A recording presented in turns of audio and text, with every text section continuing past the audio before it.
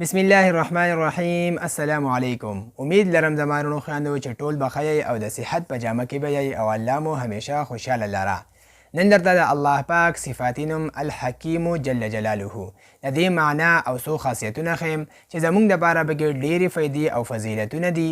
نو دا ویډیو به تر اخره پورې ضرور ګورئ او د نورو دوستانو سره به هم د ثواب په نیت باندې ضرور شیر کوئ.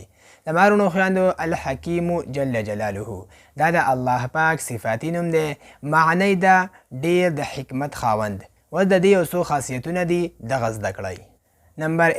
نمبر 1 خاصیت زمارونو خویندو دا دی چې څوک هم دا یا حکیم په کثرت سره وایي نو ان شاء الله پاک به د علم او د حکمت دروازې پرانیزي.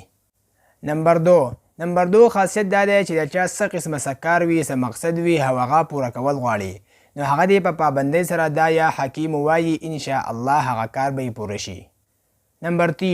نمبر 3 خاصیت دا دی د مارونو خویندو چې څوک هم د ماسپښین نه بعد لس کم سل پیرې دا یا حکیم وایي نو دی به ان شاء الله په ټول مخلوق کې عزتمند وي.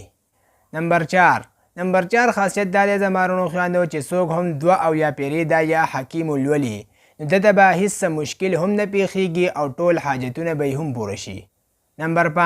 نمبر 5 خاصیت دا دی د مارونو خویندو چې څوک هم دا یا حکیمو په کثرت سره وایي د دې ورد کوي نو د ده د ژبې نه به د علم او د حکمت چینې روانې شي چینې به ترې روځي او دی به په باریکو اشاراتو او د معنیو په حکمتونو باندې هم پوهیږي. نو دا و دوستانو د الحکیم جل جلاله چې د الله پاک صفاتي نوم دی د دې یو څو خاصیتونه او معنا.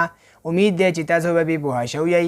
دا ویډیو د نورو دوستانو سره ضرور شریکه کړئ او موږ به خپل دعاګانو کې ضرور یاد ساتئ. تر د بلې ویډیو پورې راکړئ اجازت. جزاک الله.